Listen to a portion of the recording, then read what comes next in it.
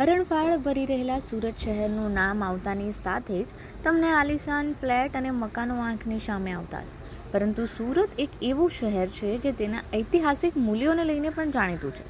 સુરતમાં એવા અનેક ઐતિહાસિક મકાનો છે જે 100 થી 200 વર્ષ જેટલા જૂના છે અને આજે પણ અડીખમ પરિસ્થિતિમાં છે.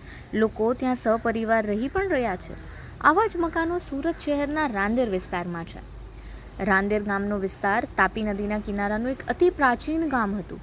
જો કે તેનો સમયાંતરે વિકાસ તો થતો ગયો, પરંતુ આજે પણ અહીં કેટલાય મકાનો અને શેરી છે જે અસલ જૂના છે. સુરતની ઓળખ એવા કવિ નર્મદ જે શાળામાં નોકરી કરતા હતા તે શાળા પણ અહીં જ છે. રાંદેર સિવાય સગ્રામપુરા, સલાબતપુરા, બેગમપુરા, નાનપુરા, મહિદરપુરા, રામપુરા, ગોપીપુરા, વાડીપડિયા, સોનીપડિયા, સૈયદપુરા અને હરિપુરાના વિસ્તાર એવા છે જ્યાં તમને બેનમૂન ઇમારત પણ જોવા મળશે અને તેની કારીગરી પણ જોવા મળશે. ખાસ કરીને રાંદેર ઝોનના મકાનોના નકશીકામ અદ્ભુત છે. આ મકાનોમાં સિમેન્ટ જેવું વપરાતું મટીરિયલ અને પથ્થરોનો ઉપયોગ કરવામાં આવ્યો છે, જ્યારે સેન્ટ્રલ ઝોનના ઘરોમાં લાકડાનો ઉપયોગ વધુ કરાયો હોય પ્રાથમિક માહિતી છે. નામ દિલીપ ચંપકલાલ શાહ, 61 વર્ષની ઉંમર છે. 100 વર્ષ જૂનું છે અને નિશાળ ફળિયામાં આવ્યું છે. 6 માં 8 મકાન છે, 100 વર્ષથી જૂના. આખી શેરી માનો ને આરામથી, એકદમ સરળતાથી. એની બનાવટ છો નામનું મટીરિયલ આવે, એમાંથી બનાવેલું છે. આ બદામી કલર નથી, ચોકલેટ જેવું એ કલર. મકાનની મજબૂતાઈ તો એકદમ પાકી. 3 રેલ જોઈ, એક ધરતીકંપ જોયા, જરા બી મકાનને નુકસાન નથી. ખાસ કરીને જો રાંદેર વિસ્તારના મકાનોની વાત કરવામાં આવે તો અહીં મોટેભાગના ઘરોમાં તો પરિવાર રહી જ રહ્યા છે. તેઓએ બાપ દાદાના વારસાને સાચવી રાખ્યો છે અને એટલા માટે જ તેઓ મકાનો છોડીને કે વેચીને જતા નથી.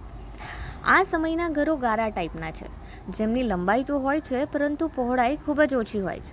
માત્ર 6 થી 8 ફૂટની પહોળાઈ ધરાવતા નાના ઘરમાં બેડરૂમ, લિવિંગ રૂમ, કિચન અને બાથરૂમ બધું જ છે. એટલું જ નહીં, આ મકાનો એટલા મજબૂત છે કે આજે પણ અડીખમ ઊભા છે. અનેક કુદરતી આફતોનો સામનો કરીને પણ મકાન જેની તે જ પરિસ્થિતિમાં છે. ઉલ્લેખનીય છે કે રાંદેર વિસ્તારમાં 3 વખત રેલ જ્યારે 2 વખત ધરતીકંપના આંચકા લોકો અનુભવી ચૂક્યા છે. તેમાં પણ ખાસ કરીને જો વર્ષ 2006માં રાંદેર વિસ્તારમાં રેલની વાત કરવામાં આવે તો પાડો તૂટવાને કારણે રાંદેરના લોકોએ મહારેલ જેવી પરિસ્થિતિનો સામનો કરવો પડ્યો હતો. તે સમયે પણ અહીં માત્ર પગની પાની ડૂબે એટલા જ પાણી હતા, જ્યારે રાંદેર વિસ્તારના જ અન્ય ઘરોમાં એક માળ ડૂબે તે પ્રમાણેના પાણીની પરિસ્થિતિ હતી.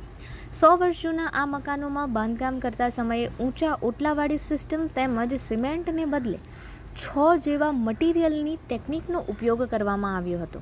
મીનાબેન 53 વર્ષની. ત્યારે થોડુંક જ પાણી હતું, પગની પાણી ડૂબે એટલું પાણી હતું. અમારો ઓટલો ઊંચો હતો ને તેના માટે નુકસાન નથી થયા. અમારી પેઢીને અમારી આવી બીજી પેઢીને ફાયદો છે.